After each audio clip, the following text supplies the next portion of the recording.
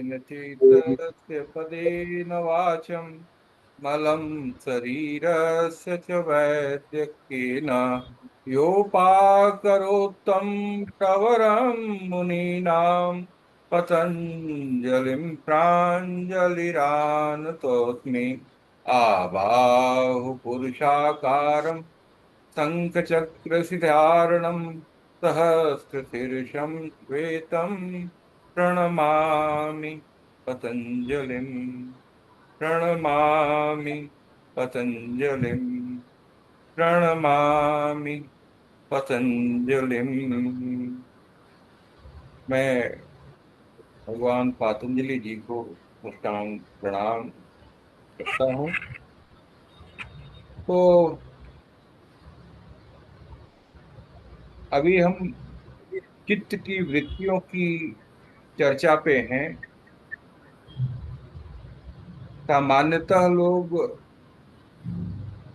योग को आसन से जोड़कर चलते हैं कि कितने प्रकार के योगासन हैं और किस प्रकार से करना है, उसी को केंद्र में रख करके लोग योग की बात करते हैं।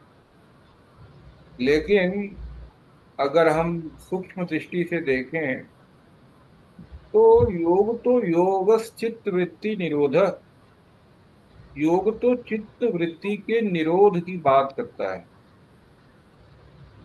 और हम ज्यादातर आसन और प्राणायाम में ही अटके रहते हैं। तो अभी जो हमारी चर्चा चल रही है इसका उद्देश्य है कि योग से पूरी तरह से हम परिचित हो जाएं कि योग वास्तव में है क्या, और यह किस प्रकार से हमारे जीवन में उपयोगी है, और किस प्रकार से योग के माध्यम से इहलौकिक और पारलौकिक दोनों ही जरूरतों को हम अपने जीवन में पूरा कर सकते हैं।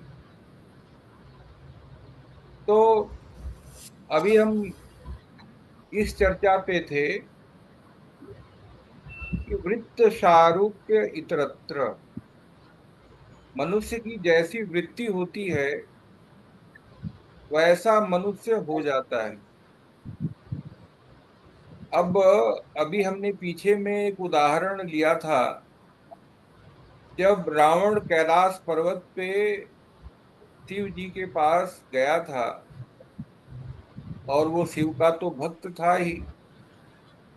अब शिव का योगी स्वरूप देख करके, उनकी मस्ती देख करके उसके मन में जो वृत्ति बनी वो सात्विक वृत्ति बनी, और सात्विक वृत्ति बनने से वह भी योगी बनने की इच्छा उसके मन में बलवती हुई कि वो भी योग के द्वारा, साधना के द्वारा अपने मन के दुर्बलताओं से, मन की चंचलता से, जीवन के अनावश्यक व्यर्थ के भाग दौड़ से निकल कर वो परम शांति और परम आनंद को प्राप्त करना चाहता था।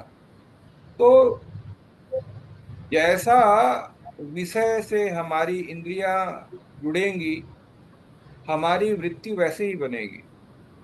अब वही रावण जब वापस लंका गया, फिर वहां के भोग विलास आदि में लग गया, और फिर उसकी सात्विक वृत्ति खत्म हो गई। उसी प्रकार अगर हम देखें कि महर्षि विश्वामित्र अपने तपस्या में थे, अपनी साधना में थे, और इंद्र भगवान ने उर्वशी को भेजकर उनकी साधना भंग कर दी।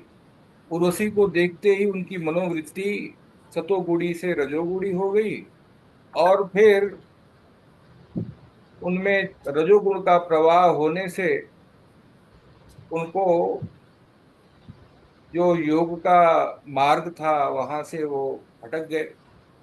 तो वृत्ति के बारे में हमें काफी सचेत रहना है कि अगर हमें योग के मार्ग में आगे बढ़ना है तो हमें उन विषयों से स्वयं को दूर रखना है जो रजोगुणी या तमोगुणी हैं। हम उन्हीं चीजों को देखें, उन्हीं चीजों को सुने वैसा ही भोजन करें जो हमारे अंदर सतोगुण का प्रवाह बढ़ाए, हमें शतोगुणी बनाए, तभी हम योग के मार्ग में आसानी से बढ़ सकते हैं। अब होता क्या है कि जो हमारा मन है वो हमेशा ही चलायमान है, संकल्प विकल्प में लगा रहता है। तो मन के नियमन को महत्व दिया गया है, और उसके लिए अब जैसे मैं बात कर रहा था कि हम मन तक कैसे पहुंचे, मन तक अपनी पकड़ कैसे बनाएं। तो अब जैसे योग में यम नियम के बाद आसन आता है। अब जैसे मैं बैठा हूं, मैं पद्मासन में बैठता हूं मोस्टली, क्योंकि पद्मासन जो है जिसको लोटस पोज भी बोलते हैं, उसमें दाहिने पैर की जो तलवा है वो बाएं जंघा पे, और बाएं पैर का जो तलवा है वो दाहिने जंघे पे लोटस पोज में सेट हो जाता है।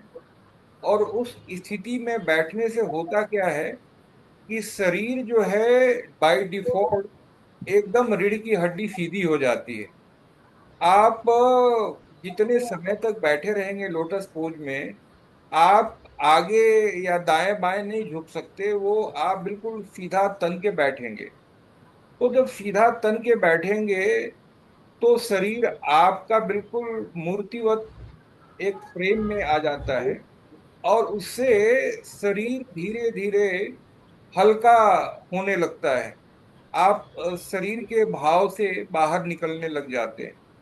उसके बाद प्राणायाम, प्राणायाम के द्वारा आपका जो श्वसन प्रश्वसन है वो धीरे धीरे सूक्ष्म होता जाता है, प्राण की गति सूक्ष्म होती जाती है, धीमी होती जाती है।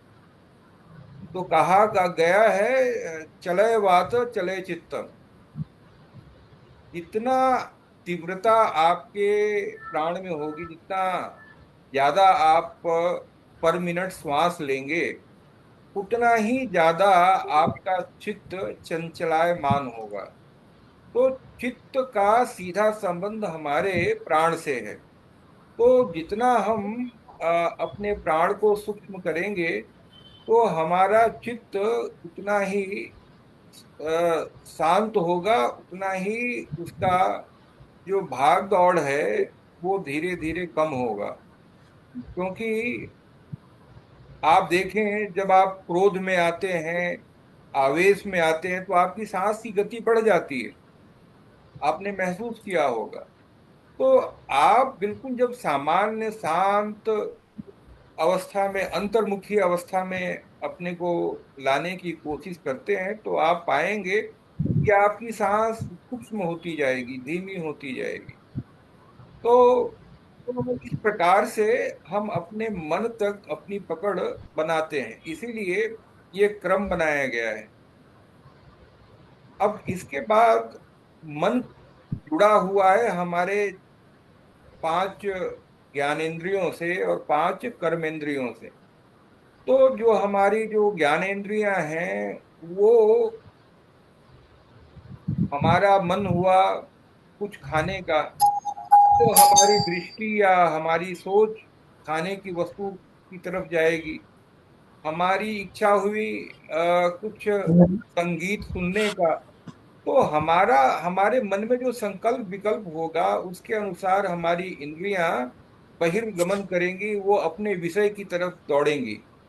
तो अब मन में जो विषय उत्पन्न होता है, जो मन में इच्छाएं उत्पन्न होती हैं, वो निर्भर करता है कि हमारे मन में किस चीज का प्रवाह है। सतोगुण का प्रवाह है, रजोगुण का प्रवाह है, तमोगुण का प्रवाह है। अगर सतोगुण का प्रवाह है तो हमारी जो इच्छाएं होंगी, जो हमारी इंद्रियां होंगी, वो वैसे विषयों से जुड़ेंगी जिससे मन को शांति मिले, जिससे हमें ज्ञान मिले, जिससे हमें अच्छा अनुभूति प्राप्त हो। और अगर हमारे मन में रजोगुण का प्रवाह होगा तो हमारे मन में चंचलता बढ़ेगी, तरह तरह के दृश्य देखने की इच्छा होगी, चटपटा भोजन की इच्छा होगी, लोगों के सामने बड़ी बड़ी बातें करना, अपने अ, अंदर लोभ और अन्य तरह के जो क्षुद्र विचार हैं वो उत्पन्न होंगे। तो अ, रजोगुण और फिर तमोगुण, तमोगुण में अगर हम रहते हैं हमारा मन, तो उसमें तंद्रा, आलस्य, निद्रा, अविवेक, ये सारी अवस्थाएं उत्पन्न होती हैं। तो सामान्यतः मनुष्य जो है, अब इन गुणों के प्रवाह से चित्त की 5 अवस्थाओं को बताया गया है। तो जो 5 चित्त की अवस्थाएं हैं वो हैं क्षिप्त, मूढ़, विक्षिप्त, एकाग्र और निरुद्ध। हम देखें कि हमारी अवस्था क्या है।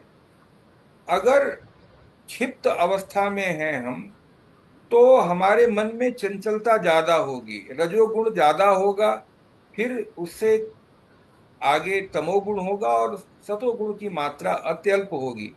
तब हम केवल महत्वाकांक्षाएं, इच्छाएं, लोभ, लालच, ईर्ष्या इत्यादि चीजों से हम भरे होंगे। तो ये मूढ़ावस्था है, ये क्षिप्ता अवस्था है। मूढ़ावस्था में हमारे अंदर तमोगुण ज्यादा रहता है। तो तमोगुण ज्यादा रहने से मन में ज्यादा आलस्य होगा, भारीपन होगा, नशा की तरफ प्रवृत्ति होगी, और अविवेकपूर्ण कार्य और अविचारी भावनाएं जो हैं मन में पनपेंगी। और उसके बाद है एक अवस्था जिसको बोलते हैं विक्षिप्त। विक्षिप्त में क्या होता है कि इसमें सतोगुण थोड़ा सा जागृत होता है, रजोगुण और तमोगुण का प्रवाह फिर भी ज्यादा रहता है। तो इसमें होता क्या है कि बीच बीच में मनुष्य को योग के प्रति, भगवान के प्रति, अध्यात्म के प्रति जब तब इच्छा उत्पन्न होती है, जब सतोगुण थोड़ा सा प्रवाहित होता है, उस समय उसकी दृष्टि, उसका ध्यान आध्यात्म की तरफ जाता है। लेकिन ज्यादातर फिर भी वो अभी रजो तमो गुण की अवस्था में ही रहता है। तो जैसे अगर कोई साधक है और वो योग की कक्षा में आने की सोचता है, आने लगता है, या सत्संग में बैठने लगता है, या भजन कीर्तन में बैठने लगता है, तो वहां से उसकी अवस्था परिवर्तन आरंभ होती है। वहां से वो अगर कंसिस्टेंट रहता है तो धीरे धीरे उसकी मनोवृत्ति में परिवर्तन आता है, ऊर्ध्वगामी होता है। और विक्षिप्त अवस्था से जब वो अपने को साधना में उतारता है और आगे धीरे धीरे प्रैक्टिस बढ़ाता है, तो वो अ, एकाग्रता की तरफ बढ़ता है। अब एकाग्रता बढ़ने से उसके अंदर ध्यान, धारणा, समाधि की स्थिति बनती है। जब एकाग्रता आने लगेगी तो पहले धारणा आएगी। धारणा का मतलब क्या हुआ कि कोई, मान लीजिए हमारा, हमारे कोई इष्ट हैं जिसके ऊपर हम ध्यान लगाने की कोशिश करते हैं, तो कुछ क्षणों के लिए उनका जो दृश्य है वो हमारे मानस पटल पे अंकित हो जाता है। लेकिन वो कुछ समय के लिए अटकता है, फिर मन कहीं और चला जाता है। फिर धारणा करते करते फिर ध्यान की अवस्था आती है। ध्यान में वो जो मानस पटल पे जो चित्र है उसकी तारतम्यता बढ़ती है, वो अब लंबे समय तक टिकना चालू हो जाता है। और लंबे समय तक जब टिकने लगता है तो हमारी एकाग्रता दृढ़ होती जाती है। और जब ये अच्छा खासा लंबे समय तक बना रहता है तो हम उसको सबीज समाधि की अवस्था कहते हैं। जब हम अपने को भूल करके लगभग इष्ट में समर्पित हो जाते हैं, इष्ट के ध्यान में समर्पित हो जाते हैं। तो ये जो है, ये एकाग्र अवस्था है। इसमें मनुष्य का मन, उसका चित्त सतोगुणी हो जाता है। उसकी जो इंद्रियां हैं वो मन में समाहित हो जाती हैं, उनका अपने विषयों से विलगाव हो जाता है, प्रत्याहार जिसको बोलते हैं। और जब निरुद्ध अवस्था आती है, ये सबसे उच्च अवस्था है। निरुद्ध अवस्था में हमारा चित्त बिल्कुल निरुद्ध हो जाता है। आ, हम गुणातीत अवस्था में चले जाते हैं। न तो तब सत रहता है, न रज रहता है, न तम रहता है। हम इन तीनों गुणों को पार करके निर्गुण अवस्था में, गुणातीत अवस्था में पहुंच जाते हैं। और वो हमारा आत्म साक्षात्कार का क्षण होता है। क्योंकि जो हमारी आत्मा है उसमें श्री सच्चिदानंद का ही निवास है, या सांख्य की भाषा में हम कहें तो वही पुरुष है। और वो गुणातीत है, उसमें कोई गुण नहीं होता। तो ये हमारी उच्चतम अवस्था है। तो अब होता क्या है, मोस्टली जो हम अपने सामान्य जीवन में, या जो सामान्य मानव है, उसमें हमेशा उसके मन में एक खालीपन का भाव रहता है। उस खालीपन के भाव को भरने के लिए वो नए नए उपक्रम करता है। मान लीजिए किसी के पास कोई साधन नहीं है, तो उसको उसने साइकिल खरीद लिया। अब उसके मन, उसको आनंद आया, सुख मिला कि भाई हमें हमें एक साधन मिल गया। फिर कुछ समय बाद उसका मन फिर खाली हो जाता है, सोचता है साइकिल से तो ज्यादा ज्यादा स्पीड में नहीं मिलता, ज्यादा दूर नहीं जा सकते। फिर उसको बाइक की इच्छा होती है, बाइक मिल गया, बाइक से घूमने लग गया। फिर उसके मन में वही खालीपन कि अरे इसमें तो धूप हवा से बचाव होता नहीं है, बरसात से बचाव बचाव होता नहीं है, तो कार चाहिए। कार मिल गया, फिर खुशी हुई। फिर उसके मन में ये भाव उत्पन्न हुआ कि अरे हमारी कार तो छोटी है, लग्जरी कार होनी चाहिए। तो ये एक उदाहरण है। या फैशन की के लिए कपड़े, या नए जूते, या तमाम तरह के जो आज तक तो एडवर्टीजमेंट का जमाना है, वो हमारे मन को और खाली किए रहता है, हमेशा मन को उलझाए रहता है, हमें ये चाहिए वो चाहिए। लेकिन मजे की बात यह है कि कहीं पूर्ण विराम नहीं दिखता। मन हुआ, मैंने कुछ प्राप्त किया, कुछ समय तक तो लगा, फिर उसके बाद वही खालीपन। तो ये खालीपन क्या है? मन का ये दौड़ भाग दौड़ क्यों है? इसको आजकल विज्ञान की भाषा में बोलते हैं डोपामाइन एडिक्शन। मतलब डोपामाइन एक केमिकल है जो हम बोलते हैं वासना या तृष्णा। तो ये तृष्णा का केमिकल है, ये संतुष्टि का नहीं है, ये सेटिस्फैक्शन नहीं देता, ये तृष्णा बढ़ाता रहता है। आप मोबाइल में रील देख रही हैं, एक देखा, फिर मन उठा दूसरा, तीसरा, चौथा, और आप लगातार उसमें मतलब एक्साइटमेंट ढूंढते रहते हैं।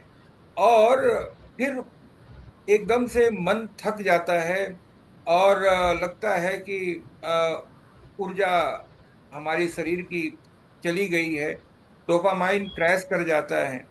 तो या फिर जिसको नशा की लत लगती है, वो भी डोपामाइन सीकिंग ही है। पहले थोड़ा नशा, फिर ज्यादा नशा, फिर उससे ज्यादा नशा। और वो और भी बदतर स्थिति में मनुष्य चला जाता है। तो ये जो मन का खालीपन है, जो अ, वासना के पीछे, विषय के पीछे जो भाग दौड़ है, ये मनुष्य को पतन की तरफ ले जाता है। और इसके कारण मनुष्य जो है अपने जीवन में जो उसका लक्ष्य होता है, चाहे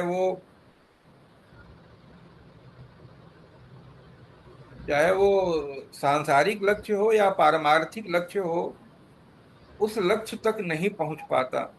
तो उसके लिए क्या करना है? उसके लिए एक गीता का उदाहरण मैं देता हूँ। गीता में भी इस चीज को बड़े अच्छे ढंग से समझाया गया है। उसमें समझाया गया है कि जैसे ये जो गीता का अध्याय दूसरा है, जिसमें 62वां और 63वां श्लोक है, जिसमें बताया गया है, श्री कृष्ण ने इसी डोपामाइन साइकिल की सटीक मनोवैज्ञानिक व्याख्या की है। ध्यायतो विषयान् पुंसः संगस्ते सुजायते, संगात संजायते कामः, कामात् क्रोधा विजायते, क्रोधाद् भवति सम्मोह, सम्मोहात् स्मृति विभ्रमः, स्मृति भ्रंशाद् बुद्धिनाशो, बुद्धिनाशात् प्रणयस्यति। तो इसका जो मतलब है, आप ये देखें कि जो मनुष्य का मन है, मन का विषयों में लगातार खाली पर भरने का प्रयास, यही आधुनिक डोपामाइन सीकिंग है। संग, उस विषय से आसक्ति, यही मुझे सुख देगा का भ्रम।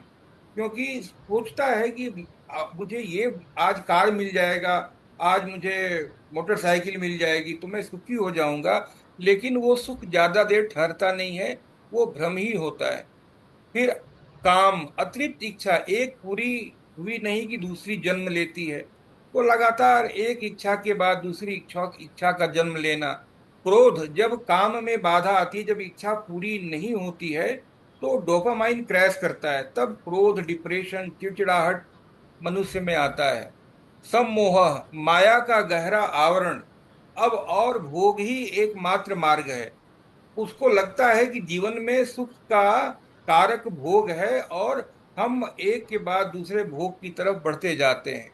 स्मृति विभ्रम, आत्म स्मृति का लोप, आत्मा को भूलकर मन को केंद्र में रखना। इससे होता क्या है कि हम अपनी आत्मा से दूर होते जाते हैं, जैसे जैसे भोगवादी हम होते जाते हैं। तो अपने आत्मा की स्मृति नष्ट हो जाती है, और हम मन के खिलौने बन जाते हैं। उससे क्या होता है? बुद्धि नाश। उससे विवेक का नाश हो जाता है। विवेक का मतलब क्या अच्छा है क्या बुरा है, उसका जो डिफ्रेंसिएशन है वो हम नहीं कर पाते। प्रणयस्यति, पूर्णतः पतन। और इससे हमारा पूर्ण पतन हो जाता है।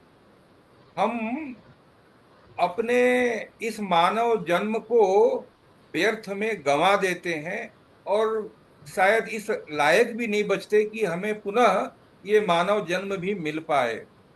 तो ये चीज तो मैं बता चुका हूँ, गुणातीत अवस्था, निरुद्ध अवस्था। तो ये बात मैंने बात की।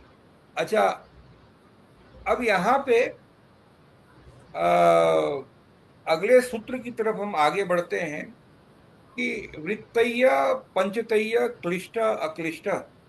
तो क्लिष्ट अक्लिष्ट, तो मैंने बताया कि जो क्लिष्ट वृत्तियां हैं वो दुख देने वाली हैं, और अक्लिष्ट वृत्तियां हैं वो सुख देने वाली हैं। और जो वृत्तियां हैं वो पांच तरह की हैं। अ, प्रमाण, विपर्यय, विकल्प, निद्रा, स्मृत्य। तो इसको हम फिर आगे डिस्कस करेंगे। अब हम थोड़ा सा ये डिस्कस कर लें कि जो हम बात कर रहे थे सठ कर्म की, और उसके बाद आसन की, उसके बाद फिर मुद्रा की, फिर प्राणायाम की, फिर ध्यान की, समाधि की। तो ये जो स्टेप्स हम लोग डिस्कस कर रहे थे, तो ये हमें किस प्रकार से हमारे लक्ष्य की तरफ जाने में सहयोग करता है, हमें ये क्यों जरूरी है। अब अब हमने बात किया था सठ कर्म का। सठ कर्म से जो छह विधियां हैं जिसके द्वारा हम शरीर में जितने विष हैं, जितने टॉक्सिन हैं, हमारे मस्तिष्क से लेके टो टू हेड विभिन्न अंगों में, उससे हम निवृत्ति पाते हैं। अब एक साधारण सी बात है, अब हम देखें कि अगर हम कार चलाते हैं तो कार के तो बारे में हम बड़ा सजग रहते हैं कि भाई इसका फिल्टर, एयर फिल्टर, इसका ऑयल फिल्टर चेंज होना चाहिए, है ना, इसका मोबिल ऑयल चेंज होना चाहिए, इसकी प्रॉपर सर्विसिंग होनी चाहिए ताकि ये लगातार हमें बेहतर सर्विस देता रहे। लेकिन हम अपने शरीर के बारे में नहीं सोचते, जो जिसकी कीमत कोई लगा नहीं सकता। भाई इस शरीर को भी तो इसका भी तो फिल्टर साफ होना चाहिए, इसके अंदर भी तो जो वेस्ट एक्यूमुलेट हुआ है उसका विसर्जन होना चाहिए, ताकि हमारा ये शरीर निर्विष हो जाए, विष रहित हो जाए। और उसके साथ ही हमारे मन में जो उथल पुथल चल रही है उसका भी समन हो। तो एक तरह से देखें तो हमारे शरीर में दो तरह के तनाव हैं।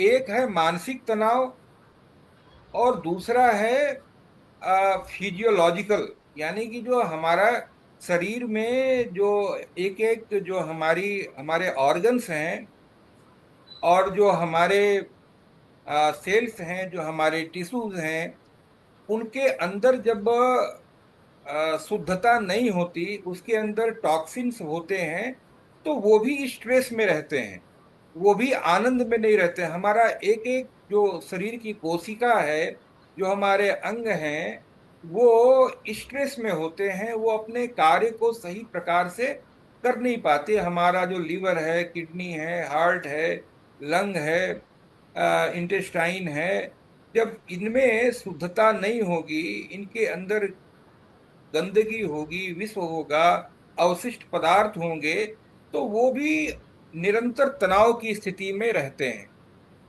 अच्छा, ये तो शारीरिक तनाव हुआ ही।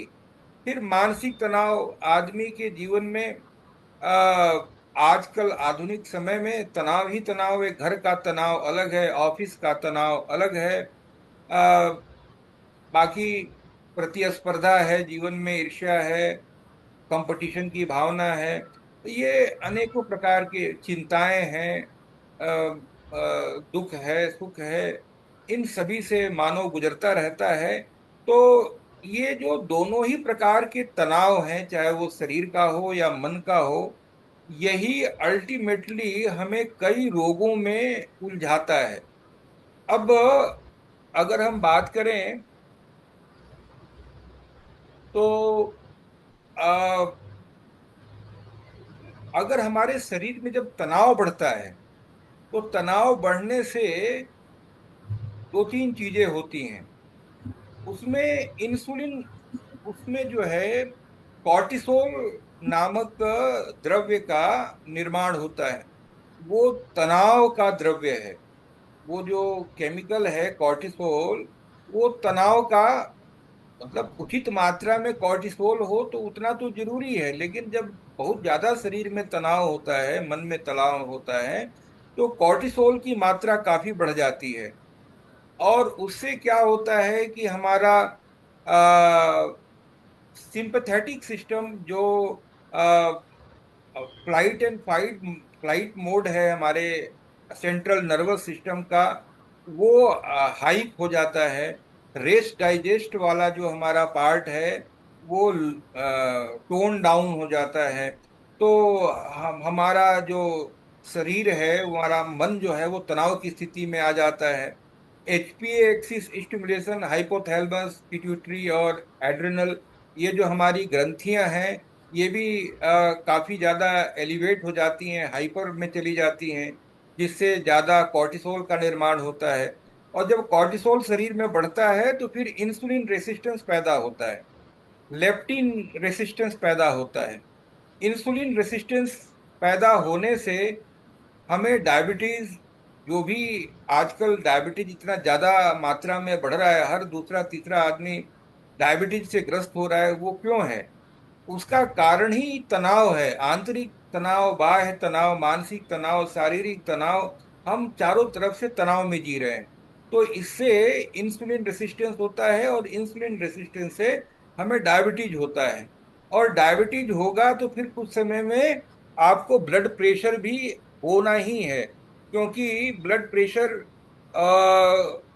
जब हमारे जो आर्टरीज हैं उनकी वॉल्स जो हैं वो इनफ्लेक्सिबल हो जाती हैं, हमारे बॉडी में नाइट्रिक ऑक्साइड का फॉर्मेशन कम हो जाता है, जो हमारे वेसोडाइलेटर्स होते हैं उनकी कमी हो जाती है। और जब हमें अगर डायबिटीज और ये ब्लड प्रेशर हुआ, तो इन दो, ये दो हाईवे हैं।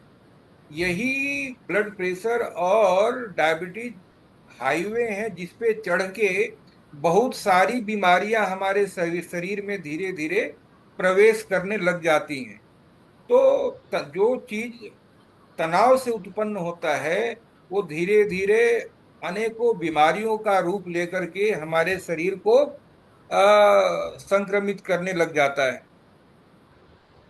इसी के कारण शरीर के अंदर मोटापा, oxidative stress, metabolic syndrome, diabetes, hypertension और कॉरोनरी आर्टरी डिजीज, सीएडी जिसको बोलते हैं, ये सारा कुछ जो है इन्हीं से उत्पन्न होता है। तो अगर हम समाधि की बात छोड़ भी दें कि हमें समाधि प्राप्त हो, लेकिन कम से कम हम एक स्वस्थ जीवन जी लें, वह कम महत्वपूर्ण नहीं है। और एक स्वस्थ जीवन के लिए हमारी प्राथमिकता होनी चाहिए कि हम इन सभी तनावों से स्वयं को मुक्त करें। क्योंकि जब तक ये तनाव रहेंगे, हम लाख दवाइयाँ खाते रहेंगे, लाख मेडिसिन लेते रहेंगे, हमें इससे निजात नहीं मिलेगा। इसलिए योग और आयुर्वेद को हर संभव हमें अपने जीवन में अपनाना ही पड़ेगा, अगर हम वास्तव में अपना हित चाहते हैं।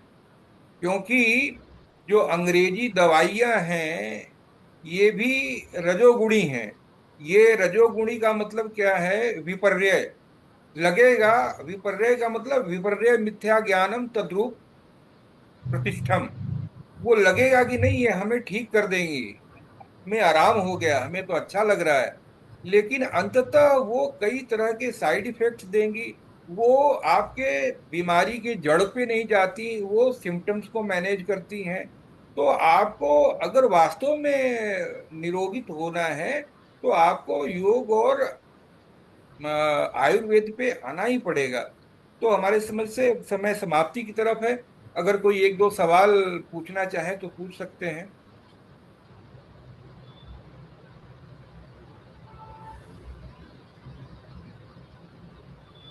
कोई सवाल?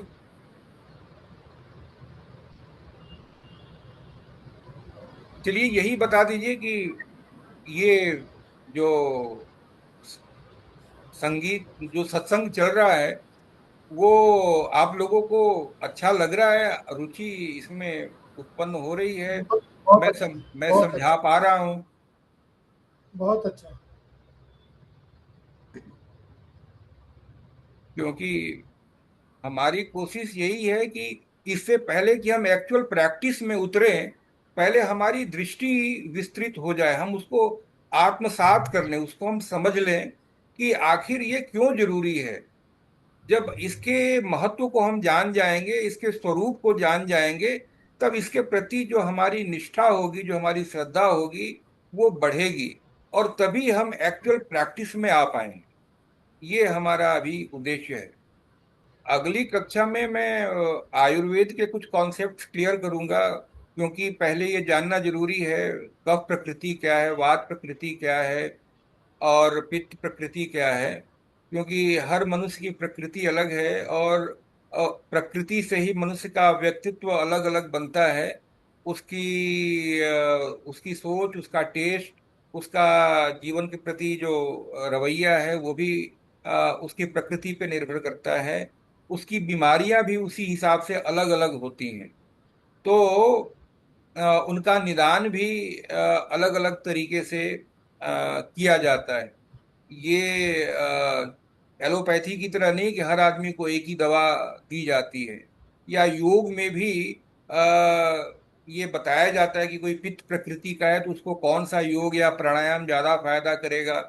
कोई अगर कफ प्रकृति का है तो उसके लिए कौन सा योग प्राणायाम या क्रियाएं ज्यादा फायदेमंद होंगी। तो इस चीज को भी मैं अगले टॉपिक में कवर करूंगा।